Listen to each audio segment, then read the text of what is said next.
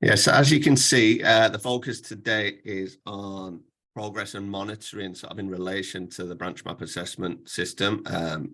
Most of you, I think now, are using branch maps on Tapestry, but it is entirely possible to use branch maps as paper copies. But most of this session will be sort of thinking about how we are monitoring using Tapestry.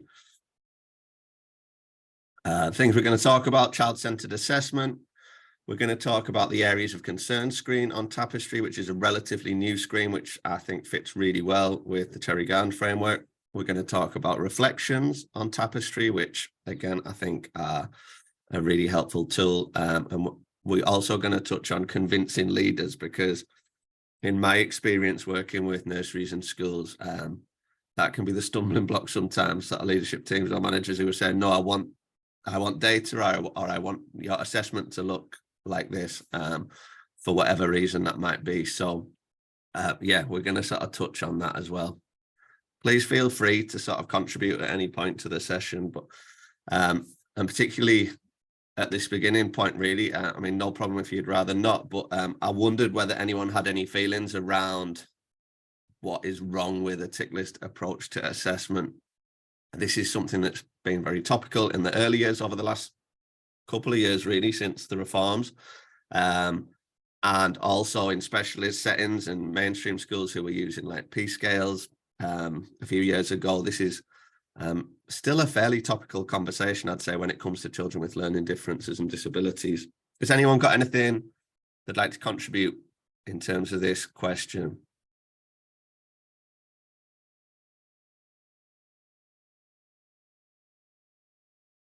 Okay, well, I'll get us started then, really. And I think one of the first things that is wrong with a tick list approach to assessment for our children is that it's really time consuming, especially if we're trying to like provide evidence for every statement on a particular document. It can take a lot of time. There's a lot of time from the educator's point of view, but also then if you're sort of like in a cycle of data analysis, leaders and people in senior leadership teams, managers, spend a heck of a lot of time then sort of crunching those numbers and analysing them. And realistically, it's just not a great use of time, in my opinion. And thankfully, it is sort of the opinion now of the people who come and inspect nurseries and schools as well, because they're not looking for that sort of data. They're also just not very child-centered. So if we think about sort of child development, and one of the things that we've touched on in the first couple of sessions is around the fact that our children learn in different ways, and we need to be flexible to and consider that not all children are going to sort of make progress in a typical linear fashion. And if we are sort of focusing on lists of statements that we need to tick off to create data or to prove that our children are making really good progress, we're not necessarily considering their individual strengths and their individual needs. So this was a big problem in specialist schools about 5 or 6 years ago, because Ofsted would come and we would need to sort of prove to them that we were a really good school because our children have made really good progress. And the way that we did that was to give them a percentage of progress and say, well, this child has made 50% of a level's progress. We've ticked off all these statements. Look how great we are, sort of thing. But realistically, what that meant in the classroom was that teachers needed to be focusing on statements that weren't necessarily relevant to that child at that time. But they needed to complete them to say that we'd made progress and we were moving on to the next level. So it leads to poor teaching practice. It means that you sort of aren't necessarily focusing on what is right for the child at that time. And it's just really time consuming. Yeah, as Danielle said, you don't meet the needs of individual children with a tick list. I think that's the bottom line. I think it's important to say that even though sort of a lot of my messaging when I'm training schools about the Cherry-Garn framework is around like these things, there are still some settings who really want to use the Cherry-Garn framework as a tick list. It was never designed to be used in that way. And I suppose it's like anything really, like the old development matters document. These things weren't necessarily intended to be used in the way that they started being used, but unfortunately that sort of bad practice does come in. So it's really important from my point of view, to sort of spread the word that this is not a good use of anyone's time to be using the Cherry Garden sort of branch maps as sort of rigid tick lists. We're working through branch 2, we're working through branch 3, we're working through branch 4, and then trying to create data and percentages from them. That's not what they were designed to be used for. Has anyone got anything they'd like to add to this point before we move on?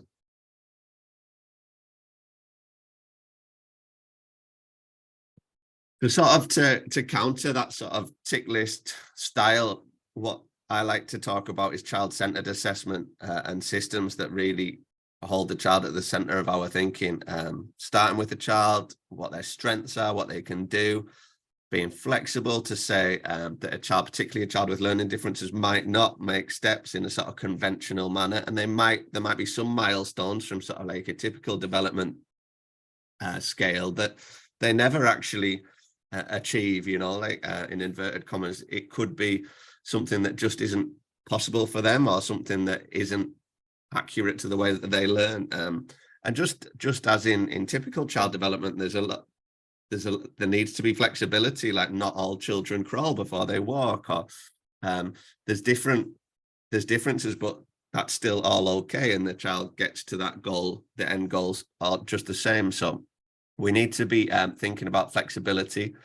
We need to be open-minded as well, and sort of consider that we don't always know the answers, and that every child is unique. And we need to think that just because maybe an autistic child that we taught last year developed in this particular way, that doesn't mean it's going to happen this time.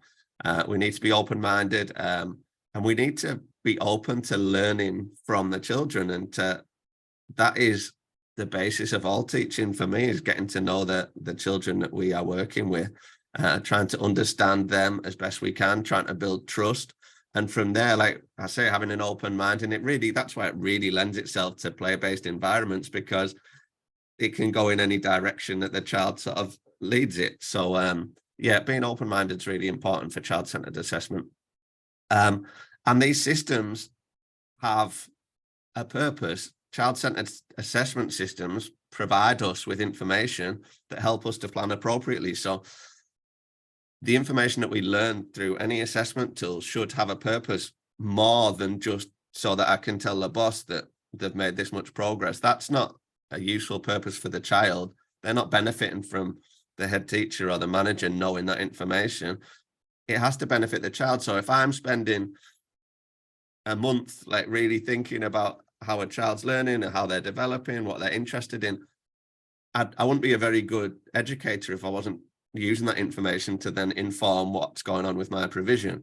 So I'm thinking about, okay, well, what do I need to tweak? What do I need to adjust? Is there an area that this child is struggling to access the provision that I've set up? Is there something that they're not engaged with? So it's, if your assessment system isn't giving you that information, then it's not much use, frankly. That should be the key reason for assessing, so that you can make adjustments, not so that you can tell, like I say, the boss how much progress someone's made.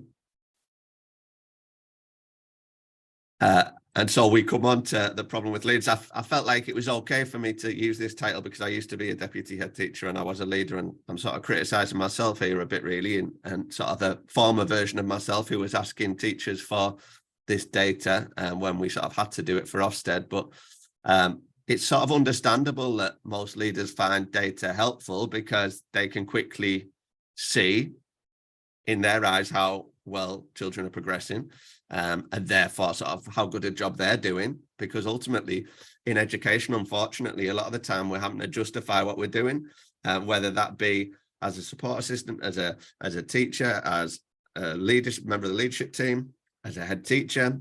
Everyone's sort of trying to show that they're doing a good job, and there's not much trust realistically in the education system.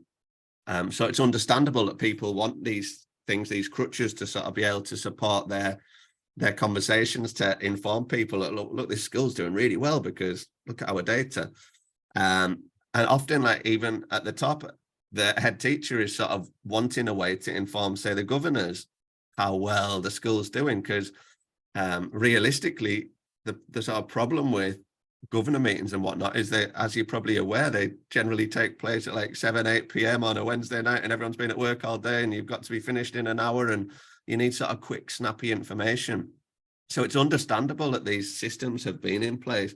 But that bottom point, really, that's not a good enough reason to use data-focused methods, because if the entire reason for using something is to explain to another adult like how well we're doing, that's not good enough. It needs to be child-centered. There needs to be genuine purpose behind using those systems. Has anyone got anything they'd like to say or ask or contribute at this point? Okay, I'll just keep powering on then. So yeah, I think it's really important that we do try and spread the word here that there is another way, because you are going to get people who are quite rigid in their views.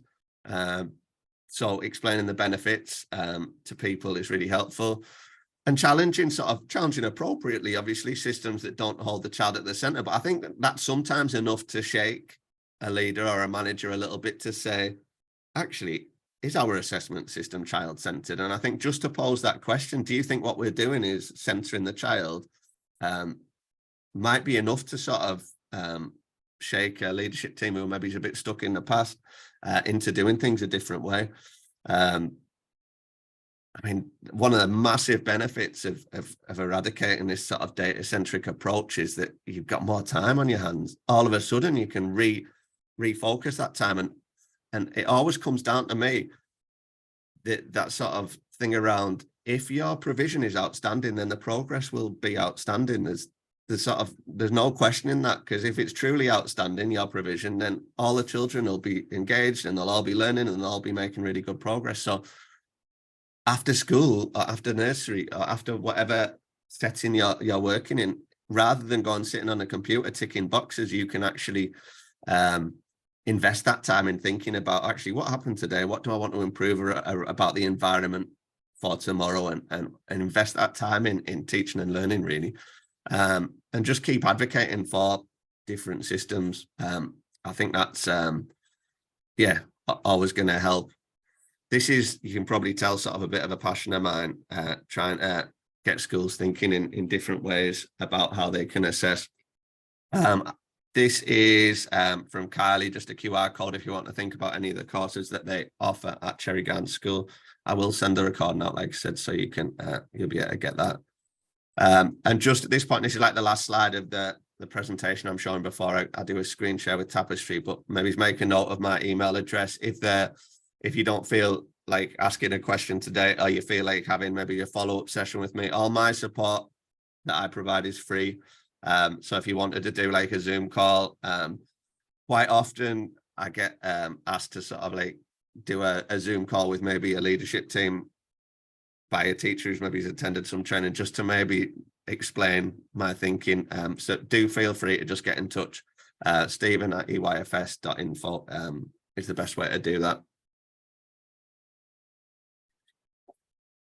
Okay, I'll just stop sharing there. Has anyone got any questions before we go on to the Tapestry side of things?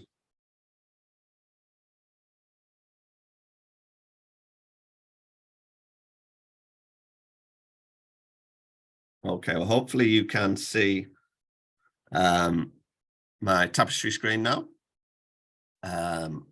So this is the page you will get to when you log on to Tapestry on a browser. And basically what you've got is a collection of observations from the children in your setting. And you can, one of the strengths of Tapestry is the sort of filtering tools.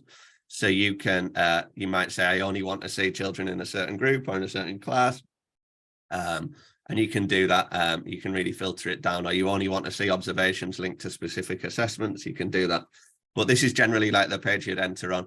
And from this page, you can add observations. I wanted to touch on baselining children on Cherry Garden framework. I always say that using the paper copies of the branch maps is really helpful when you first meet a child. And I would not worry too much about Tapestry in those first few weeks. I'd be thinking about just the familiarization with the branch map documents and thinking with your team about where a child's working. You can scribble on them, you can make notes. Always print them in A3 because there's a lot of information on there. But yeah, I definitely advocate printing the branch maps off, and then once you're ready and you sort of feel like we've come to an agreement on where a child's working, then go on to Tapestry and you can do the baselining on there. So I'll show you how you do that. Up in tracking, you will need to have the Cherry Garden framework enabled in the control panel, but you can go to Cherry Garden and baseline. You can select a child that you're working with, and then you can select an area. And what you'll see on here is like a digital version of the branch map, the paper branch map. And it's set out just the same from left to right. You've got branch 1 going up to branch 10. Branch 1, just to remind you, sort of roughly equivalent to birth to 5 months in a typically developing child. Branch 2, 5 to 10 months, and it goes on. And branch 10, sort of your emerging year 1, really. You can see there's colors here for different aspects, or strands we call them. So we've got shape, space, and measure and number in here. So this is a child that I only baselined earlier this week, actually, and I gave myself like a fortnight to do so.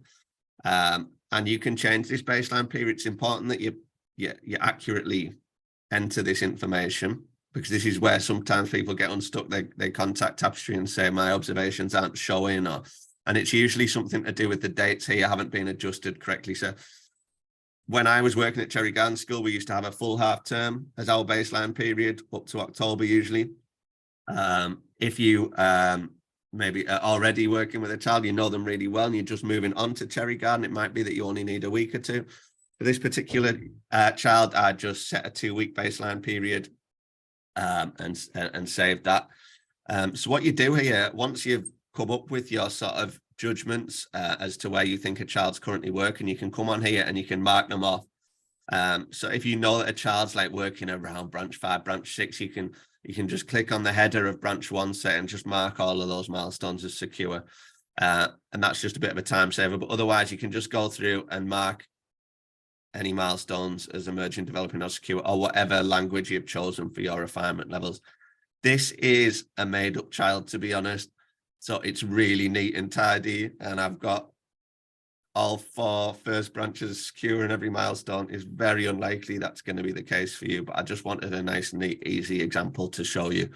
And basically, once you've added that information and you've done it, you've saved it and gone across the different branch maps that you're wanting to use, you don't really need to come back to this page. You save it, you lock it when you're really sure you've done, and then that can't be edited unless a manager comes in and like opens it up again. So this is this is a really useful page for your starting points, but you're not actually going to come back to this page unless the sort of circumstance I usually say is that maybe you have on reflection, you've made a judgment that isn't accurate during that baseline period, and you want to come back and say, well, I've realized that they already knew how to use a pair of scissors, or whatever it might be. I just hadn't seen it in that period. So I'm going to go back and just adjust that just so that it's accurate. And then, you'd only do that once, really, especially even if you've got a child who's going to be with you for a number of years. You only do that baseline screen when you first meet them, really, or first start working with them. Is there any questions about the baseline screen? The next screen is your more day-to-day screen. On the Cherry Garden tracking, you can go to individual view on statements. And this looks very similar to the baseline screen, which is pretty helpful, actually. So what you've got here is all your baseline information carries forward. And this is the screen that you would be coming to on a more day-to-day basis. This is what I usually call the live branch map. This is your current sort of opinion of where this child's working. And like I say, you can see these little arrows telling you it's being carried forward from the baseline. But also on here are a couple of observations I've added this week. So attempt sometimes successfully to fit shapes into spaces. And this one doesn't have a little black arrow because it's not from the baseline. I can click on that and I can see the observation that I've added in the assessment there. So this screen combines your baseline assessments, and then after that baseline period ends, any other assessments that you've added. So there's another one down here that I added this week, using tools appropriately. So yeah, that's how this screen then you can build. The other thing that some settings use this screen for is more of a summative assessment. So it's absolutely fine to come on here and just say, well, I haven't created an observation about this, and I don't have any photos or videos, but I know, and we've had discussions that they are secure in this area, so I'm just going to mark it off. So some schools do that, like at the end of a half term, the teacher will come on here and just mark off, sort of, they'll have some observations that they've added, but actually also just some summative assessment information they want to add.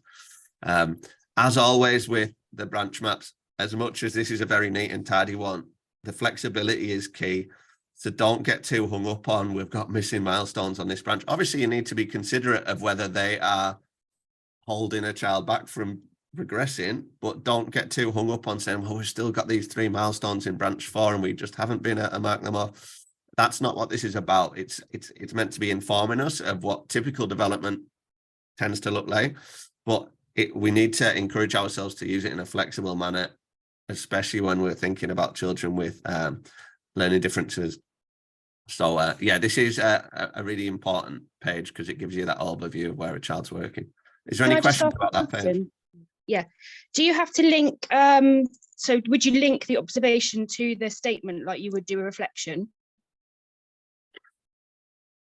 So you can, yeah, I'll go to the observation page next, but basically, yeah, you could, you don't have to, as with anything on Tapestry, you can just have a photo or a video of something great that's happening that you want to share with home, but you have the opportunity to add an assessment to an observation. So I'm going to go back to that page now, the observations page, and just show you. So yeah, on Tapestry, that's sort of the minimal we need to select to make an observation is a child and a title for an observation. But after that, we can just save it as an observation and publish it even without any media. But you can add files, videos, photos, audio clips. You can make notes about what you've observed. You've got different options here about adding to the journal. You might want to add it immediately.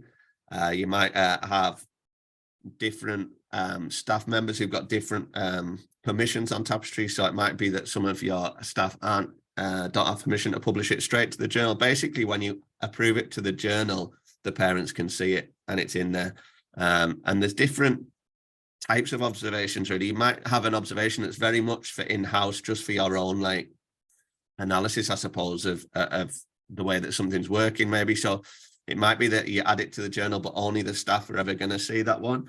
Or you can just leave it as a draft that's not going to go home, but can be seen. It might be if you're sort of analysing, I don't know, something around the quality of your provision.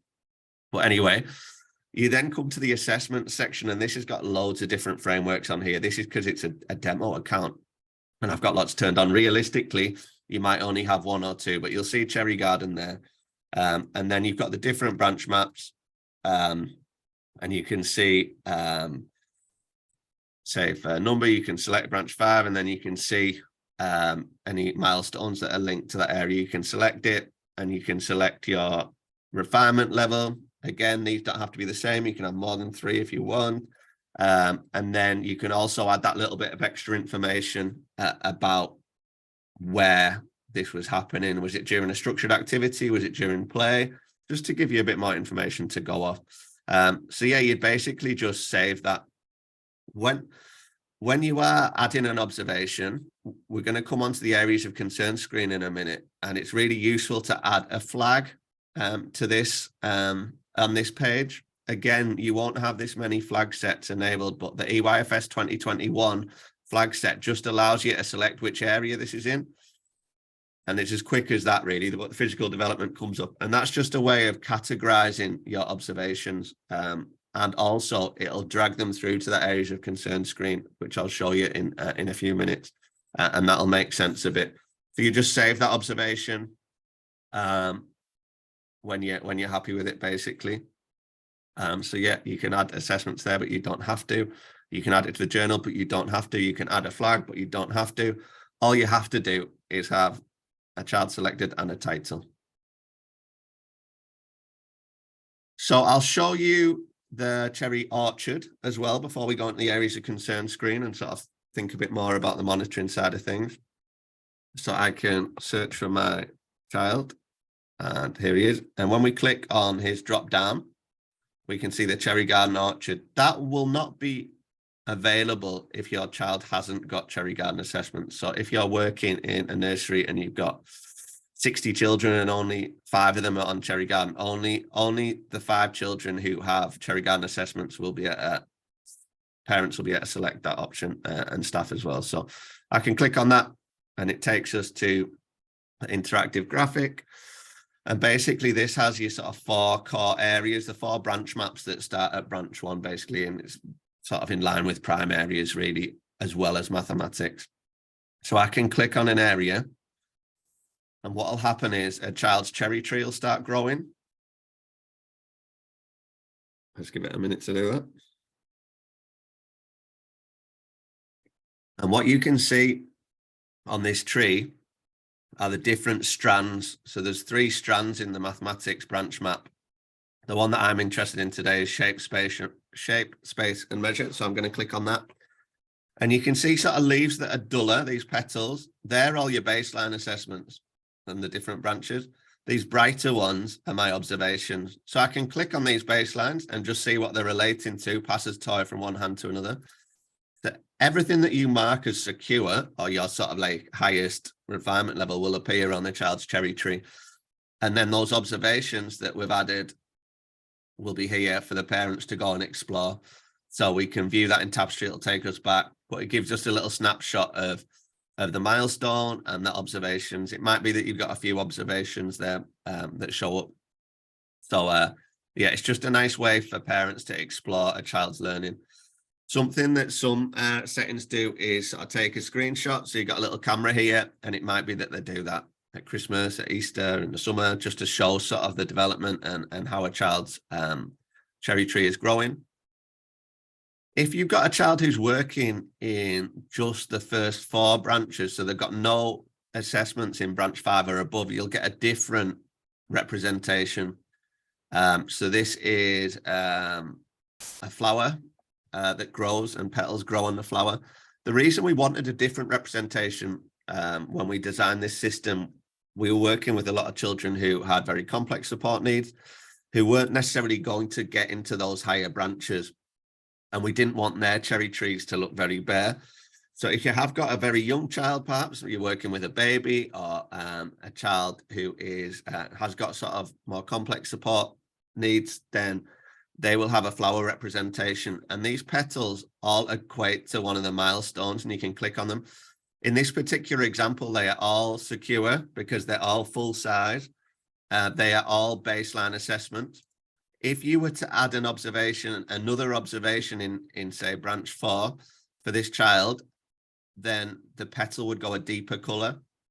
So, and it will keep getting a deeper color the more times you tell Tapestry about that learning. So basically what we're trying to do here is encouraging like generalization of learning and lateral learning, to say that, for instance, a child might be showing really positive responses to different stimulus in the classroom, and also when they're outside, and also when they're at home. So that's like 3 examples of a child demonstrating a skill and showing that actually, well, 2 months ago they were only doing this at nursery, and now they're also doing it at home, and they're also doing it outside. And that's, so we've got 3 examples, and we're showing that that skill is becoming more secure, and the child's generalizing that skill set. In that instance, the petals are going to get deeper in color. Is there any questions about the cherry orchard? I think Kylie sent out, for those of you who came to the first couple of sessions, I believe she sent out like a PDF to share with parents about where they can find the cherry orchard on Tapestry. But if you haven't got that, do let me know, and I'll find the link for you. So the other area, the last thing I wanted to show you before we sort of stop for any questions, is the areas of concern screen. And this is the sort of the basis of today's session, really. Sort of, okay, so if we're not thinking about percentages, if we're not thinking about those numbers, how are we monitoring children's progress, and how are we monitoring our input? So In the tracking screen, we go to EYFS 2021, and you will need to enable this framework as well if you haven't already. And the areas of concern and group view is what you'd want to go to. And what you've got here is all the children in your setting or cohort. Again, the filters are really good here. So you can say, I just want to see the children I'm the key person for, perhaps, or all the children who I'm the SENCO, for example, and all these children I work with. So what you've got is an opportunity, really. I usually advise sort of on a sort of 6 or 7 week basis for educators to come on here and make judgments based on what they have learned about a child over that last period. So little Tolu, who's just started at my setting, after I've done the baseline, this might be a good time to do this for the first time. Realistically, we might have some concerns about the way that that child is accessing our provision. And that's what this is about. It's about your provision, not a concern you have with Tolu. This is a concern about your provision and what you're doing. So we've obviously got our curriculum areas here. And when I said we added the flag before to those observations, we can see here that these 2 observations in mathematics have come through. So I can click on them, and they both had the mathematics flag. So that's how this screen knows that these observations are relevant. So you don't need, if you've made an observation and it isn't really going to inform any discussions on this page with your colleagues, then you don't need to add that flag. But if you want the observations to come through to this page, you just add that flag. You can do that through the app or on the browser, but it just means that you can look at them. So what I'd expect is an educator to look at this page and think, okay, from the discussions I've had with my colleagues over the last couple of weeks since Tolu's been with us, looking at the observations we've made on Tapestry, are there any areas that I have concerns around how the child's accessing the provision? And it might be that we're fine with maths, a couple of really lovely observations, but in terms of communication, we haven't seen anything that we wanted to sort of add to Tolu's journal. He's maybe doesn't seem to be communicating in the way that we'd expect him to. He doesn't seem to be engaging. So we're going to just mark that as a concern.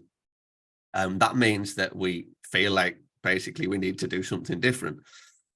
So this is a changeable screen, so you can come back to this page, hopefully in a couple of weeks, and say, well, it's no longer a concern. We've done X, Y, and Z. And that's the really important bit next that I'm going to show you, is this reflections tool. So if you have identified that you have a concern about the way that a child's accessing your provision, you can start a reflection. And the easiest way that I explain this sort of aspect of Tapestry is it's a bit like making a little action plan. You're sort of considering what you've discovered over the last couple of weeks or the last half term or whatever it might be, and you're putting some notes down to say, well, what are you going to do about it? So we've identified that Tolu's communication, he seems to be struggling to access our provision. We're going to do maybe Tolu communication, could be the title here for our reflection, and then we're going to write some notes. And this can be collaborative. It can be different adults at the setting putting some ideas down. So what we're going to do differently? Do we need to engage with a speech and language therapist? Do we need to think about adding more symbol support in the setting? Do we need to think about a communication aid to support Tolu? What can we do realistically over that? Or do we just need to try and engage him more in some activities that he's shown an interest with and build sort of trust in our relationship with Tolu? So we can just use this as like a jotter space really to make some notes. And the idea is that you'd come back, like I say, in a couple of weeks maybe, and say, brilliant, all those things that we wanted to happen have happened. They've really worked well. We can go back to that areas of concern screen and we can say that it's no longer a concern and we can switch it back. Conversely, we might go back to that page in a couple of weeks and say, well, the things we tried haven't had any impact yet. We're going to give it another couple of weeks, or we're actually going to ask someone else to come and support, or we're going to get some additional ideas. So what this page does on Tapestry now, you've sort of for a long time on Tapestry been able to monitor progress of children, but now you can also monitor your input. So you can have those discussions around a child's progress. You can have your discussions around what tweaks and adjustments you want to make, and you can detail it on here. And as a leader, if you're an early years lead, if you're a SENCO, if you're on the leadership team in a school, what I'd be doing then is having a look at this areas of concern screen across the cohort, and this is a really helpful summary at the top. Of the 48 children in this setting, we can quickly see where we have concerns. We've got 9 PSED concerns, which seems quite a high number. I can click on that number. I can see what's going on. I can see that for Abri, there's actually plenty of reflections being written so that I can sort of dig a bit deeper straight away and find out what's been going on in terms of that concern. So yeah, you can see the children, you can see the observations. And what I'd be doing and what I did do in my previous role was to arrange a meeting after this screen had been completed, arrange a meeting with that teacher and just chat through it. So you're telling me you've got these concerns. You've got concerns for literacy, but you don't seem to have any sort of action plan in place around what might be happening next. Maybe we need to add one. But just as importantly, you're telling me that in terms of understanding the world, you've got no concerns. Could you tell me a little bit about this young man's learning over the last 6 weeks? Because obviously they're making good progress, because you're telling me. But maybe the observations you've added don't really tell the story to me. So it might not be clear to the parents, that progress. So it might be that we might need to think about changing the way that we're adding observations. Or maybe there's just been the quality of judgment there's not being good enough, and we need to have a bit of a think about, actually, is this an accurate judgment we've made there? So there obviously does need to be a level of sort of scrutiny to make sure that we're making accurate judgments, but that should, for me, be sat on a really firm foundation of conversations happening all the time in our settings. So like, as much as this is quite a formal sort of, okay, we're going to do our half-termly areas of concerns, we should be having conversations every day amongst our teams, potentially on a semi-regular sort of semi-formal basis with our leadership teams, just especially if we're starting to identify areas we're a bit concerned, so that when this comes, it's not necessarily a big surprise, and that we're all sort of on hand to be able to come up with some ideas for how we can adjust and make tweaks to our provision to ensure that we are being genuinely inclusive. Does anyone have any questions about this page?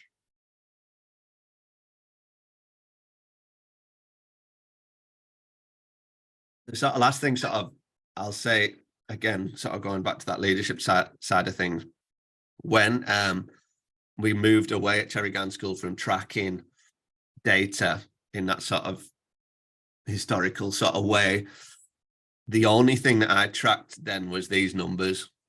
That was all. If I knew that there was 9 PSED concerns at Christmas, for instance, I'd want to get that number down the next half term. That was my aim, really, because obviously I needed to have an overview of whether these judgments were sound and that all the rest of the children were actually making really good progress. But I wanted to focus my attention on these concerns across the school and say, well, okay, what are the subject leaders, are the teachers doing enough to sort of address these concerns, and are we getting the appropriate support? Am I providing the appropriate support?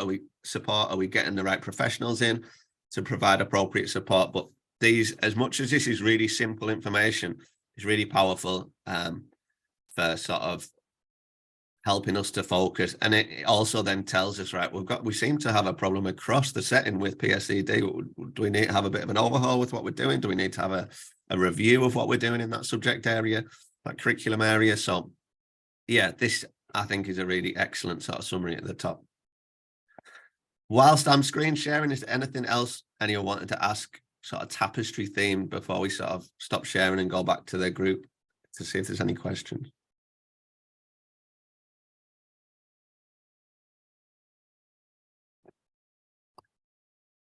Okay.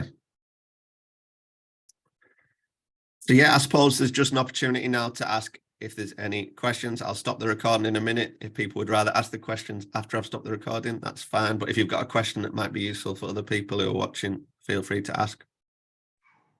Hi, Stephen. Sorry, I just wanted to know, is there a way you can import the EHCP targets in and track and assess them on there? Yes, you can. So there is a bespoke framework option on Tapestry now. I will just go back to sharing that screen. So on the observations, when you're adding an observation, so this is, like I say, a sort of test account, but I did this for sort of an example school. I added EHC outcomes as a framework. So in the early years in this school, in red class, there's a child called Stephen who's got these 3 outcomes on his EHC plan. So I can actually add these assessments as well. So I could add, it might be that I have an observation, and it's a really nice example of Stephen communicating effectively with his communication aid.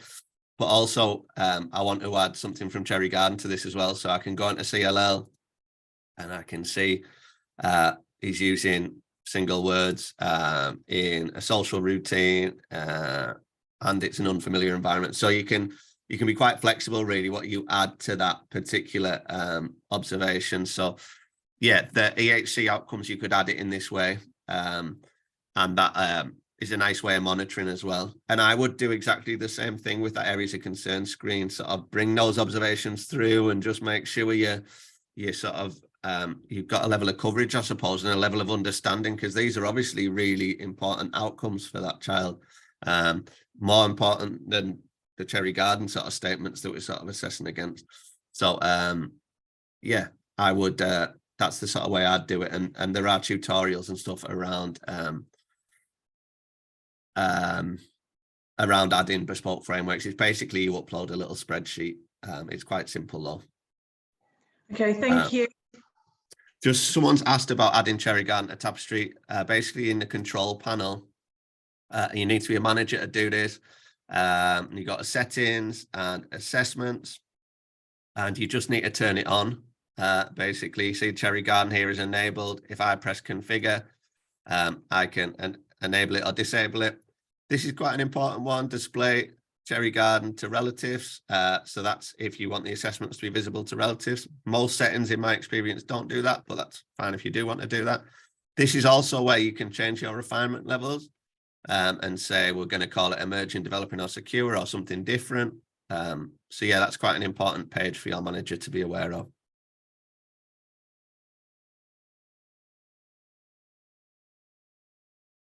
If you are interested in using Tapestry, I would recommend, if you're not already a Tapestry user, just to Google Tapestry trial, and there's a page that'll come up which will allow you to set up a 2-week free trial.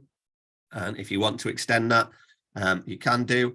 It gives you an opportunity to have a play. It's a full account. You can do everything you can do on a paid account for that 2 weeks. And I would recommend really sort of setting up children on there and staff and having a play. Even parents, you could use sort of like fake parents just to see what they see. But yeah, I definitely recommend doing the trial. And then when it comes to, if you want to convert to a proper full account, that information isn't lost. It's not been a waste of time. You can still, that will still appear on your account. Any other questions before I stop the screen share?